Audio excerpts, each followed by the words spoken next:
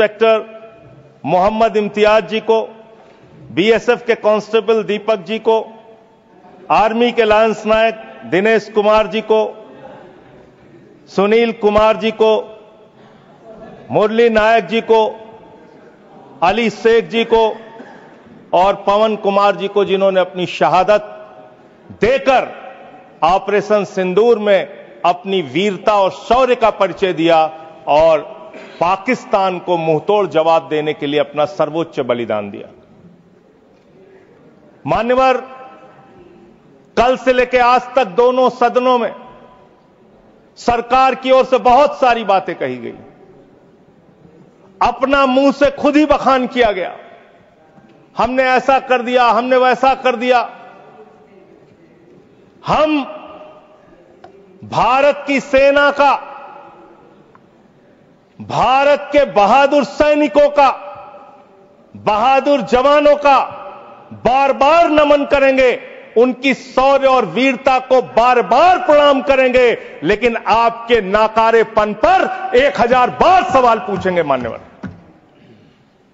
क्योंकि सवाल आपसे बनते हैं। पहलगाम में जो निर्दोष लोग बैसरन घाटी में गए थे, उनको आकर 5 खूंखार आतंकवादियों ने कैसे मार दिया? भारत की सीमा के अंदर 200 किलोमीटर वो आतंकवादी कैसे घुस गए? कहां से आपकी इंटेलिजेंस फेलियर हुई, उसके लिए कौन जवाबदेह है?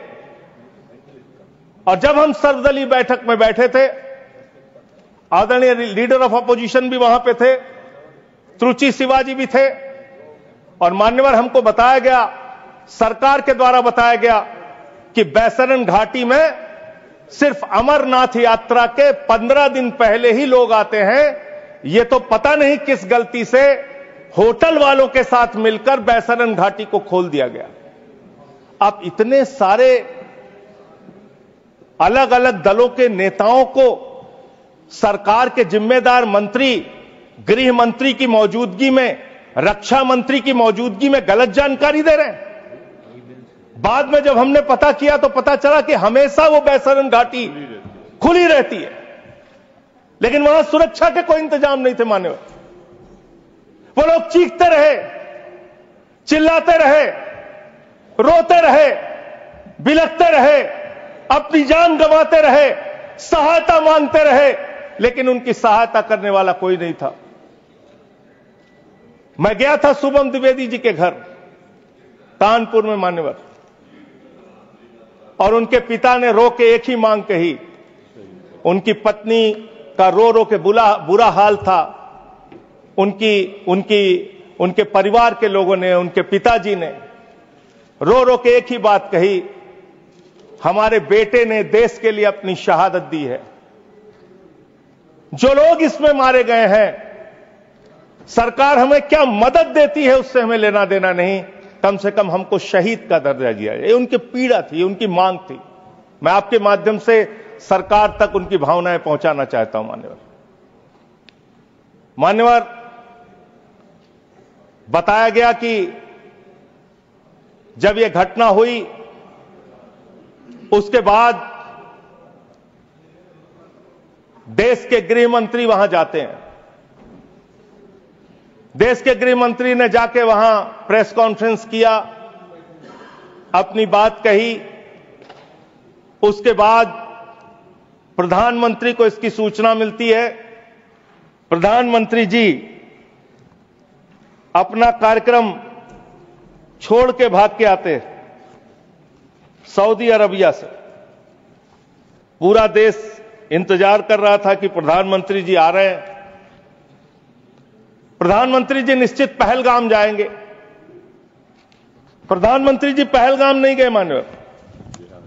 प्रधानमंत्री जी 24 अप्रैल को बिहार में चुनाव प्रचार गए।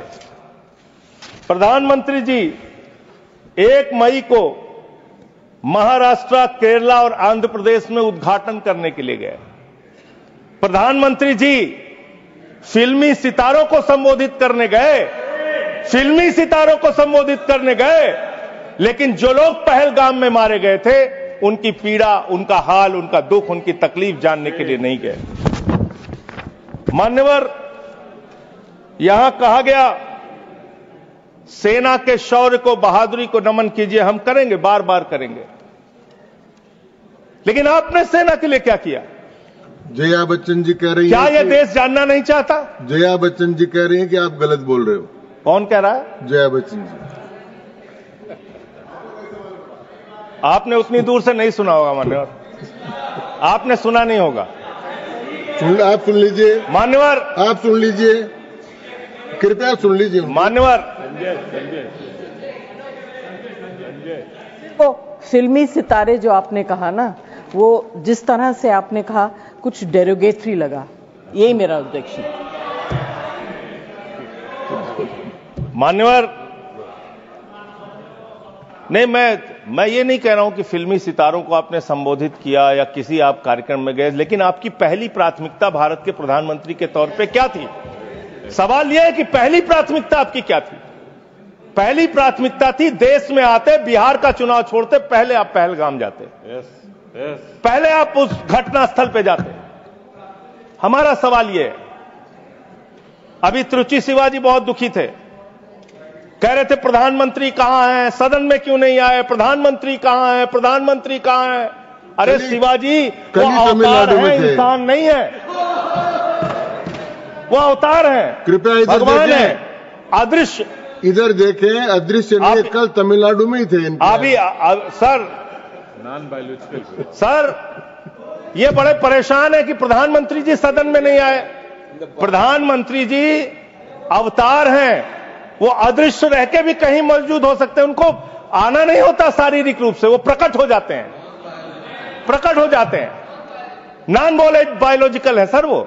तो इसलिए प्रधानमंत्री कभी नहीं आते ऐसे मसलों पे। 18 घंटे काम करते हैं प्रधानमंत्री, लेकिन इतने गंभीर विषय पे दोनों सदनों के अंदर चर्चा हो रही है। 18 घंटे काम करने वाला प्रधानमंत्री 2 घंटे भी दोनों सदनों में क्यों नहीं है? यह सवाल हम लोग पूछना चाहते हैं। आपको इसका महत्व नहीं नजर आता? आपको कह रहे हैं आपकी बात सुनने के लिए नहीं आना चाहते, राजनाथ सिंह की बात सुनने आ जाते। ये लोग भी बकवास करते हैं।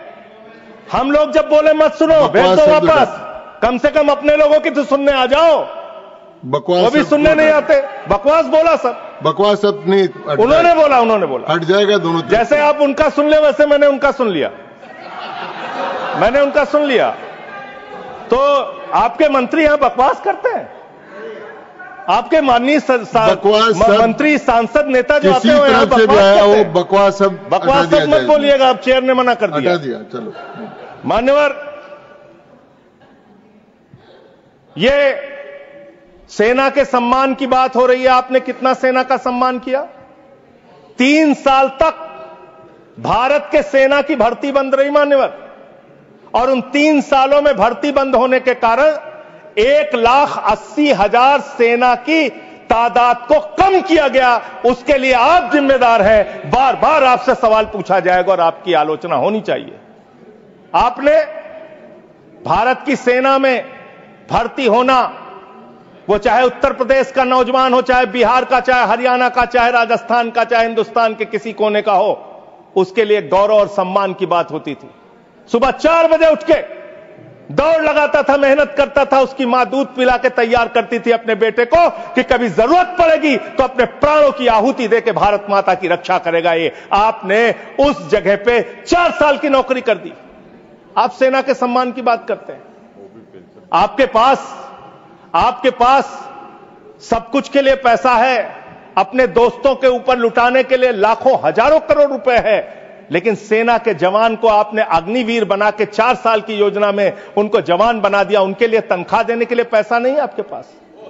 बीएसएफ के जवान, सीआईएसएफ के जवान, पैरामिलिट्री फोर्सेस के जवान, उनको पेंशन देने के लिए पैसा नहीं है, शहीद का दर्जा देने के लिए पैसा नहीं है आपके पास। आपके पास सीआरपीएफ के जवान, उनको पैरामिलिट्री फोर्सेस को आपको पेंशन देने और शहीद का दर्जा देने का पैसा नहीं है। आप सेना के सम्मान की बात करते हैं, आप सेना के सम्मान की बात करते हैं। मान्यवर, सबसे बड़ा दुख इस बात का हुआ, कल से कहा जा रहा है नहीं, हमने अपने आप सीज फायर डिक्लेयर किया। हमने अपने आप सीज फायर डिक्लेयर किया। इसमें किसी तीसरे देश का हस्तक्षेप नहीं है। आजादी के बाद से लेकर आज तक भारत का स्टैंड एक ही रहा है, हम पाकिस्तान के मामले में किसी भी तीसरे देश की मध्यस्थता नहीं मानते। अगर उस बात के साथ किसी ने धोखा किया है, किसी ने विश्वासघात किया है, तो उसका नाम है भारत के प्रधानमंत्री नरेंद्र मोदी। मैं इस सदन के अंदर कहना चाहता हूं, आपने उस भावना के साथ विश्वासघात किया है। मान्यवर, अमेरिका की मध्यस्थता आपने स्वीकार की, और मैं इसलिए चंद लाइनें आपके लिए कहना चाहूंगा कि तू इधर उधर की ना बात कर, तू उधर उधर की। आप ही का चेहरा आ रहा है सर, थोड़ा निर्देश दे दीजिए, आप ही को दिखाए जा रहे हैं बार बार। तू इधर उधर की ना बात कर, ये बता कि काफिला क्यों लूटा। मुझे रहजनों से गिला तो है, लेकिन तेरी रहबरी पर सवाल है, आपकी रहबरी पर, आपके नेतृत्व पर सवाल है, और यह सवाल बार बार पूछा जाएगा। यह सवाल बार बार पूछा जाएगा। 10 मई को भारत, जो 144 करोड़ की आबादी का मुल्क है, भारत जो दुनिया का सबसे बड़ा लोकतंत्र है, भारत जो दुनिया की 5वीं बड़ी अर्थव्यवस्था है, उस भारत के मामले में सीज फायर का डिक्लेरेशन भारत की धरती से नहीं होता, अमेरिका की धरती से होता है। अमेरिका का राष्ट्रपति ट्रंप वो ट्वीट करके जानकारी देता है सीज फायर हो गया दोनों देश में। हो जाएगा। हमारी सेनाएं लड़ रही हैं, हमारी सेनाएं मैदान में हैं, और अमेरिका का राष्ट्रपति कह रहा है सीज फायर हो गया। क्या लिख रहा है वो अमेरिका का राष्ट्रपति? After a long night of talks mediated by United States, I am pleased to announce that India and Pakistan have agreed to a full and immediate ceasefire. Congratulations to both countries on using common sense and great intelligence. Thank you for attention to this matter. फिर उसके बाद उपराष्ट्रपति JD Vance, 10 मई को इनका tweet आता है, great work from president's team, specially secretary Rubio, and my gratitude to the leaders of India and Pakistan for their hard work and willingness to engage in this ceasefire. अब जो secretary Rubio का, United State के secretary Rubio का जो tweet है, वो अगर मैं इस सदन में पढ़ दूंगा तो सरकार को बहुत शर्मिंदा होना पड़ेगा। इसलिए मैं आपको चाहता हूं कि इस पे जवाब दीजिए, जब जवाब दीजिएगा, और प्रधानमंत्री को जवाब देना चाहिए। यह 10 मई का ट्वीट है। मैं चाहूंगा सत्ता पक्ष विपक्ष पूरा सदन इसको सुने। Over the past 48 hours vice president Vance and I have engaged with the senior Indian and Pakistani officials including prime ministers Narendra Modi and Shehbaz Sharif, external affairs minister Subrahmanyam Jaishankar, Chief of Army Staff Asim Munir, and National Security Advisors Ajit Doval and Asim Malik. I am pleased to announce the governments of India and Pakistan have agreed to an immediate ceasefire and to start talks on a broad set of issues at a neutral site. We commend Prime Ministers Modi and Sharif on their wisdom, prudence and statesmanship in choosing the path of peace. कृपया इनको प्रमाणित करके, ये प्रमाणित कर दूंगा sir, प्रमाणित करें, इसको प्रमाणित करके दें सर। मुझे बोलने, हाँ मैं बोलने दे रहा हूँ आपको। अरे सर ऐसे आप बीच बीच में बोलेंगे तो मैं नहीं बोलता बीच में जी। आप प्रमाणित करके दे, उसके बाद इसको रिकॉर्ड में ले। हाँ सर, इसको हटा क्यों रहे हैं आप?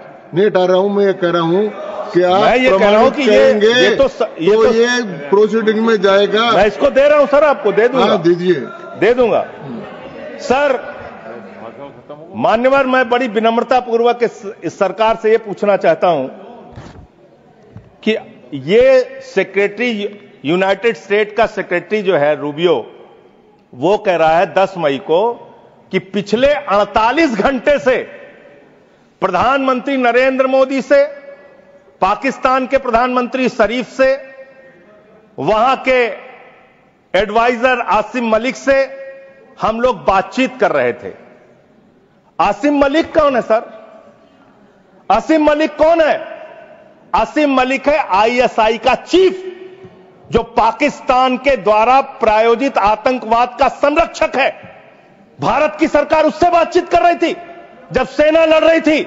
8 मई को जब सेना लड़ रही थी, आप आईएसआई से बात कर रहे थे। आप आईएसआई से बात कर रहे थे। आसिम मुनीर और आसिम मलिक दोनों से आप बात कर रहे थे। आप बात कर रहे थे आईएसआई से। हमारी सेना लड़ रही थी, आप आईएसआई से बात कर रहे थे। एक मिनट, आप शरीफ से बात कर रहे थे। क्या आप पॉइंट ऑफ पाकिस्तान ऑर्डर से है? बात कर रहे थे। एक point of order, point of आप एक I am not reading sir. माननीय सभापति निवेदन है। रूल सर, रूल आपके माध्यम से माननीय संजय सिंह जी को सर, नॉट निवेदन रीडिंग सर। करता हूं। एक बार वो ट्वीट को जिसको ऑथेंटिकेट करने की बात कर रहे वो थे, करी मैंने उनको, वो वापस पढ़ें और पढ़ करके हिंदी में, या तो मैं तो गांव का आदमी हूं, अंग्रेजी समझता नहीं, समझा दें कि इसमें कहां इंटरप्रिटेशन है कि भारत सरकार बात कर रही थी उससे। वही से पढ़ देता हूं। अपनी कन्वीनियंस से इंटरप्रेट क्यों कर रहे हैं साहब? फिर से पढ़ देता हूं सर। मैं मंत्री जी की मांग का समर्थन करता हूं। भाई मैंने मंत्री जी की मांग का समर्थन करता हूं। मैं फिर से पढ़ रहा हूं। ये 10 मई का ट्वीट है। मैं मंत्री जी की मांग का समर्थन करते हुए फिर से पढ़ रहा हूं। देखिए, नियमों में ओवर द पास्ट माननीय 48 संजय आवर्स, सिंह जी सुनिए, नियमों में बहुत स्पष्ट प्रावधान है कि हम किसी भी विदेशी राष्ट्रपति का, विदेश मंत्री का, किसी मंत्री का हम उल्लेख नहीं करेंगे। क्यों? लेकिन यहां किसका उल्लेख नहीं हुआ सर? लेकिन मैंने आपको, एक मिनट से, आप चेयरमैन की रूलिंग है, सब सारी चीजों पे हम बोल सकते हैं मेरी सर। बात तो सुनिए, और हम क्रिटिसाइज तो कर नहीं मेरी रहे। बात सुन लीजिए प्लीज। हमें जानकारी दे रहे हैं सदन को। मैंने आपको कह दिया कि आप ऑथेंटिकेट करके इसको दे दीजिए। नहीं, वो हिंदी में चाह रहे हैं सर। चलिए, वो हिंदी में चाह रहे हैं और मैं पढ़ दे रहा हूं सर इसको। आप अंग्रेजी में दे दो। हाँ, नहीं हिंदी में ही चाह रहा हूं, हिंदी में। ओवर द पास्ट 48 आवर्स, पिछले 48 घंटे में उपराष्ट्रपति Vance and I have engaged with senior Indian and Pakistani officials. तो इसमें प्रधानमंत्री मैं और सुन तो, अरे सुनिए तो भाई, नाम सुनिए सर, नाम सुनिए। Officials including prime ministers Narendra Modi and Shehbaz Sharif, external affairs minister Subrahmanyam Jaishankar, chief of army staff Asim Munir and national security advisers Ajit Doval and Asim Malik. Asim Malik ISI का प्रमुख है। आसिम मलिक आईएसआई का प्रमुख है। आपकी सरकार आसिम मलिक से कैसे बात कर रही थी? जो आतंकवाद को जन्म देते हैं, आप उनसे बात करते हैं। और वाइस प्रेसिडेंट बेंच ने की है, और फिर तो मोदी जी ने बात की, डिस्टर्ब करेंगे, ठीक बात ने बात की। ये सर, ये ठीक बात नहीं है। जबरदस्ती डिस्टर्ब करेंगे, ठीक नहीं है सर। मैंने अपनी व्यवस्था दे दी। सर ये झूठा शब्द बोल रहे हैं। इनको झूठा शब्द तो नहीं आएगा। इनको आप आगे बढ़िए, आगे बढ़िए सर। इसके बारे में मैंने व्यवस्था दे चुका। सर मान्यवर, 10 मई को मदन जी कृपया बैठ जाए। 10 मई को यह सीज फायर की डिक्लेरेशन होती है। 5 जून को कृपया बैठ जाए। लीजिए यार सर, मैंने इसमें दे दिया व्यवस्था, कृपया बैठ जाए। 5 जून को पाकिस्तान को संयुक्त राष्ट्र संघ की एंटी टेररिस्ट कमेटी जो है उसका वाइस प्रेसिडेंट बनाया जाता है। हम जानते हैं इसमें अमेरिका की ही चलती है। अमेरिका के कहने पे बनाया। पाकिस्तान एंटी टेररिस्ट कमेटी का वाइस प्रेसिडेंट बन रहा है। वो पाकिस्तान जिसने 10 साल तक ओसामा बिन लादेन को अपने घर में छिपा के रखा, वो पाकिस्तान जहां मसूद अजहर है, वो पाकिस्तान जहां हाफिज सईद है, वो पाकिस्तान जिसने ताज पे हमला किया मुंबई में, वो पाकिस्तान जिसने संसद पे हमला किया, वो पाकिस्तान जिसने अक्षरधाम किया, वो पाकिस्तान जिसने उड़ी किया, वो पाकिस्तान जिसने पुलवामा किया, वो पाकिस्तान जिसने लाल किले पे हमला किया, वो पाकिस्तान जो हिंदुस्तान में आतंकवाद फैलाता है, पहलगाम की घटना को अंजाम देता है। आप कह रहे हैं वो पाकिस्तान आपसे गिड़गिड़ाया, आप मान गए। अरे मान्यवर, वो हमारी बहनें भी तो गिड़गिड़ा रही थी, वो आतंकवादी तो नहीं माने, आप कैसे मान गए?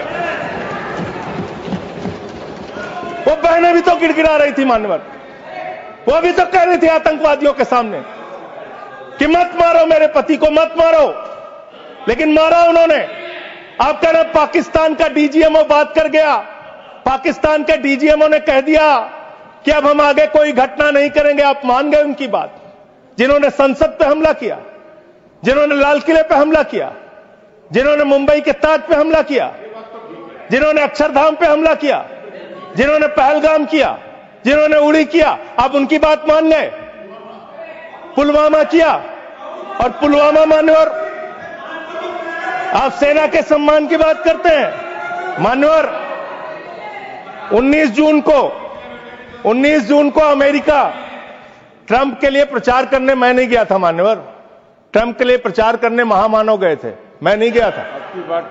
अब की बार ट्रंप सरकार उन्होंने नारा दिया था मान्यवर। और ये 19 जून को क्या किया? उस ट्रंप ने 19 जून को क्या किया? 19 जून को उसने आसिम मुनीर को बुलाया, पाकिस्तान का आर्मी चीफ, उसको बुलाया सेना का, और उसको बुला के बंद कमरे में लंच कराया। लंच कराने के बाद निहारी खिलाया, हो सकता है नहारी खिलाया हो। और लंच कराने के बाद जब दोनों लोग निकले तो उस लंच में पता चला कि वो आसिम मलिक भी था, आईएसआई का प्रमुख जो था सर, वो भी था बातचीत में। जो इंडिया के अंदर जो आईएसआई आतंकवाद की घटनाएं देता है, जब को अंजाम देता है, वो भी था। तो जब उससे पूछा गया ट्रंप से what he wanted to achieve from meeting mister Munir, the US president said, well I stop the war, I love Pakistan.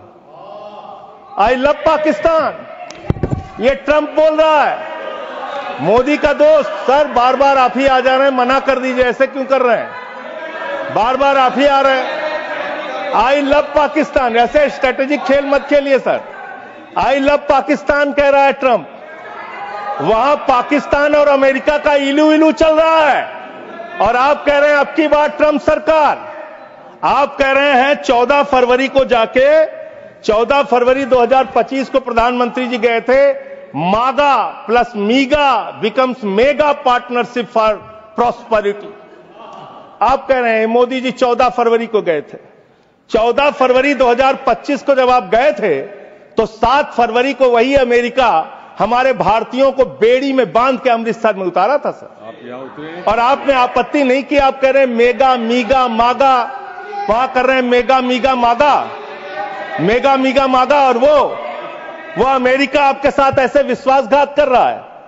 अभी उसके बाद ये तो आई लव पाकिस्तान बोला, फिर उसके बाद डिप्टी पीएम पाकिस्तान का उप प्रधानमंत्री गया 25 जुलाई को, उसने यूएस सेक्रेटरी से मुलाकात की, रूबियो से, मार्को रूबियो से, और उसके बाद ये लास्ट की लाइन खाली पढ़ रहा हूं, I also thanked him for Pakistan partnership in countering terrorism and preserving regional stability.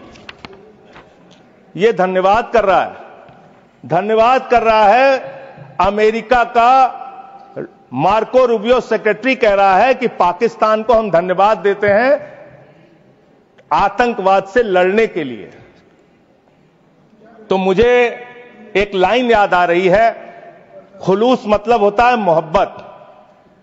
प्रधानमंत्री जी के लिए और अमेरिका के राष्ट्रपति के लिए एक लाइन में पढ़ना चाहूंगा। प्रधानमंत्री तो फिदा है उनके ऊपर, ट्रंप के ऊपर, तो प्रधानमंत्री की ओर से ट्रंप के लिए लाइन है कि तेरे खुलूस ने रखा मुझे अंधेरे में, तेरे खुलूस ने रखा मुझे अंधेरे में, तेरा फरेब मुझे रोशनी में ले आया, तेरा फरेब मुझे रोशनी में ले आया।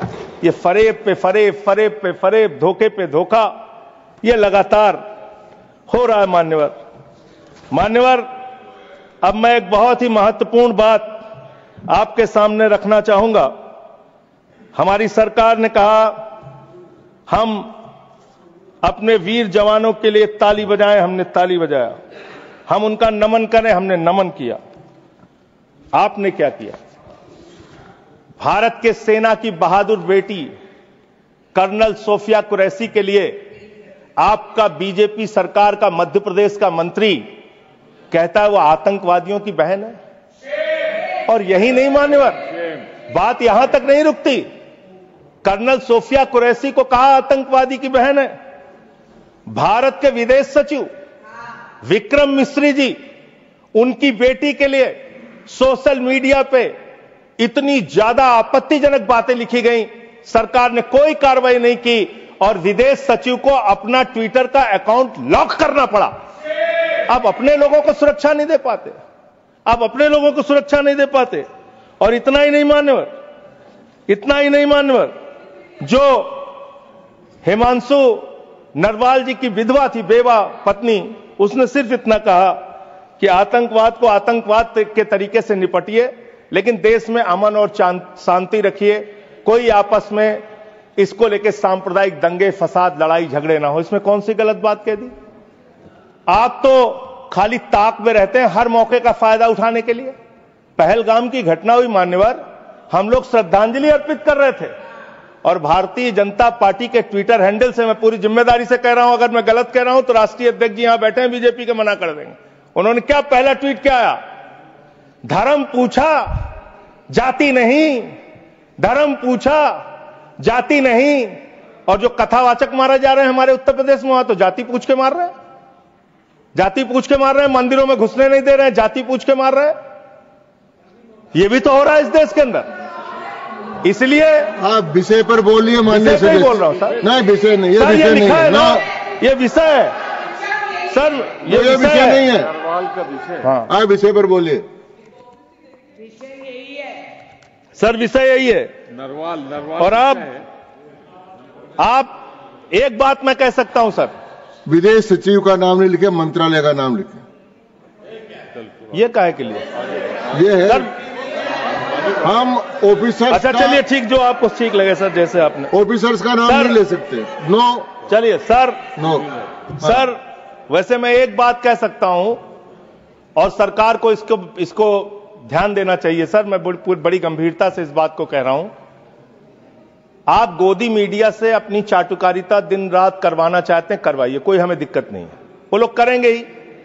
लेकिन जब युद्ध का समय है, लड़ाई का वक्त है, इतने गंभीर समय में है, ऐसे समय में आप ऐसे समय में झूठी खबरें वहां पे चलवा रहे हैं, लाहौर में घुस गए, इस्लामाबाद में घुस गए, यहां कराची में कब्जा हो गया, रावलपिंडी में कब्जा हो गया। अरे भाई, ऐसे वक्त में हमारी सेनाएं लड़ रही होती हैं, उनको सही जानकारी सारी चीजों की होती है, परिस्थितियों का। आप उनके जीवन को संकट में डाल रहे हैं। कौन कहां लड़ रहा है, किस पोजीशन पे है, आप दुनिया भर की जो भी मन हो रहा खबरें चलाए जा रहे हैं मीडिया पे, तो इस पर भी रोक लगनी चाहिए। तीसरी बात, यहां पे चाइना की भी बात हुई। चाइना ने पूरी तरीके से पाकिस्तान का साथ दिया, पूरी तरीके से मिसाइल दिया, लड़ाई में हर तरीके से उनका साथ दिया, हर तरीके से पाकिस्तान का साथ देने का काम चीन ने किया, हर तरीके से पाकिस्तान का साथ देने का काम अमेरिका ने किया। और आप क्या कर रहे हैं चीन के साथ? मैंने कल देखा, मैंने सोचा मान्यवर कि चलिए इसी को देखते हैं। गलवान घाटी में जब हमारे जवान शहीद हुए, उसके बाद हमने चीन से अपने कैसे रिश्ते किए, आपने क्या किया, यह पूरे देश को जानना चाहिए और खास तौर से आपके समर्थकों को। 2020 के घटना के बाद गलवान घाटी में जब हमारे जवान शहीद हुए, उसके बाद आपने 4,83,033 करोड़ रुपए का आयात चीन से किया। 2021-22 में आपने 7,10,148 करोड़ रुपए का व्यापार चीन से किया, आयात चीन से किया। 2022-23 में 8,03,533 करोड़ का आयात चीन से किया। 2023-24 में 8,38,442 करोड़ रुपए का आयात चीन से किया। 2024-25 में 9,41,718 करोड़ रुपए का आयात चीन से किया। आज चीन को लाखों करोड़ 37 लाख करोड़ रुपए पिछले 5 सालों में आपने 37 लाख करोड़ रुपए का सामान चीन से भारत में आयात किया। आप चीन को रुपया पे रुपया लाखों करोड़ कमा रहे हैं। माननीय सदस्य, आप हर एक चीज में रोकेंगे सर। इसमें मैं तो ये आंकड़ा बिल्कुल ये रिलेवेंट नहीं है। आप ये रिलेवेंट है, मैं बता रहा हूं सर मैं बता रहा हूं सर, इसको लीजिए आप सर। ये एम्बेसी ऑफ इंडिया बीजिंग, ये एम्बेसी ऑफ इंडिया भारत की एम्बेसी का ये डाटा है और वेबसाइट पे आप जा सकते हैं, चेक करा सकते हैं। ये वहां से मिला डाटा। ये 37 लाख करोड़ रुपए का आपने उनको व्यापार दिया, उनसे वहां से सामान आयात कर रहे हैं। आप चीन को लाखों करोड़ रुपए का व्यापार दे रहे हैं और चीन पाकिस्तान को मिसाइल दे रहा है। ये आपका समझौता है, ये आपका समझौता है। आप उस चीन के राष्ट्रपति को झूला झुलाते हैं और ये हमारे साथ चीन कर रहा है, ये हमारे साथ चीन कर रहा है। ये इस देश को जानना जरूरी है। पाकिस्तान को कर्जा मिलता है IMF से, वर्ल्ड बैंक से, और ये कर्जा मिलता है लगभग 3 लाख करोड़ रुपए का कर्जा उनका सैंक्शन हो चुका है, मिल जाएगा। और काफी विरोध भी किया सरकार ने, लेकिन माने नहीं वो लोग, माने नहीं। लड़ाई के समय में उनका कर्जा सैंक्शन हो रहा है और वो पैसा कहां लगेगा? आतंकवाद को बढ़ावा देने में, आतंकवाद को फैलाने में। और अंत में बस मैं सिर्फ एक रिपोर्ट पढ़ के अपनी बात को खत्म करूंगा। हिंदुस्तान में आतंकवाद बढ़ कैसे रहा है, सोर्स पहले ही बता देता हूं। क्वेश्चन नंबर 2802 लोकसभा, दिनांक 18 मार्च 2025। भारत की सरकार का जवाब है, मेरा जवाब नहीं है। इस क्वेश्चन में पूछा गया गृह मंत्रालय से कि हिंदुस्तान में कितने ड्रग्स पिछले 5 साल में पकड़े गए। इसका तो क्या संबंध है इस चर्चा से? सर अब आप इसको भी नहीं मानेंगे, सर अब आप इसको भी नहीं मानेंगे। इस चर्चा से मतलब ये जो ऑथेंटिक डॉक्यूमेंट है इसको भी आप मानेंगे नहीं? डॉक्यूमेंट का नहीं है, जिस विषय पर तो मुझे आप कंटिन्यू कर चर्चा, मैं समझा रहा हूं सर। संबंध नहीं है सर। ये ड्रग्स का पैसा आतंकवाद में लग रहा है, ये ड्रग्स का पैसा आतंकवाद में लग रहा है। मैं नहीं कह रहा हूं, सरकार कह रही है। ये तो सुन लीजिए, सरकार कह रही है सर, मैं नहीं कह रहा हूं। पूरी बात ही आप नहीं सुनते सर। सर पूछा गया पिछले 5 साल में कहां कहां कितना मिला, तो बताया कि एक अडानी का पोर्ट है मुंड्रा में, वहां 260 करोड़ रुपए की ड्रग्स पकड़ी गई। फिर बताया अडानी का पोर्ट, ये तारीख है 26 मई 2022। फिर एक अडानी के पोर्ट पे ही 11/7/2 बता रहा हूं संबंध भैया। अगर नहीं संबंध बताऊंगा तो मुझे मेरी राज्यसभा से सदस्यता खत्म कर देना। मैं कह रहा हूं आप इधर ही करो जी, उधर किस लिए कर रहे हो? हाँ, तो ऐसे टिक्का टिप्पणी ना करें। अडानी पोर्ट पर हीरोइन पकड़ी गई 150 करोड़ रुपए। तो अडानी ने पकड़ा ही ना। अरे सुन तो लीजिए सर, सुन ले। काहे अडानी का नाम सुन के काहे ऐसे विचलित हो जाते हैं सब लोग? अडानी का नाम सुन के क्यों ऐसे विचलित हो जाते हैं अडानी का नाम सुन के सर?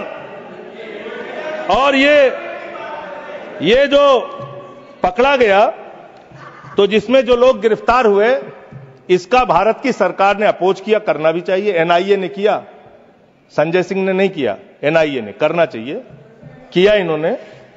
और जब विरोध किया तो एएसजी महोदय ने सुप्रीम कोर्ट में कहा, एनआईए ने सुप्रीम कोर्ट में कहा, अडानी के पोर्ट से 21,000 करोड़ रुपए की ड्रग्स पकड़ी गई है जो आतंकवाद में लगती है। यह है सर, ये सारा पेपर मैं आपको दे रहा हूं। इस देश के अंदर पाकिस्तान से, अफगानिस्तान से हजारों करोड़ का ड्रग्स आएगा और इसी देश में आतंकवाद फैलाया जाएगा। अडानी के पोर्ट पर पकड़ा जाएगा। अडानी कौन है? भारत के प्रधानमंत्री का सबसे करीबी व्यक्ति है। यह सवाल देश पूछना चाहता है, आप क्या करा रहे हैं देश के अंदर? इन ड्रग्स वाले मामले में जो पकड़े गए हैं, इस पर क्या कार्रवाई हुई है, जानना चाहता है देश।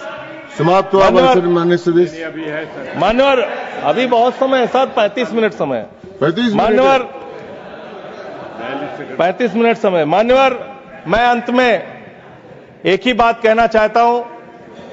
आपने कहा कि इस मामले में राजनीति नहीं होनी चाहिए।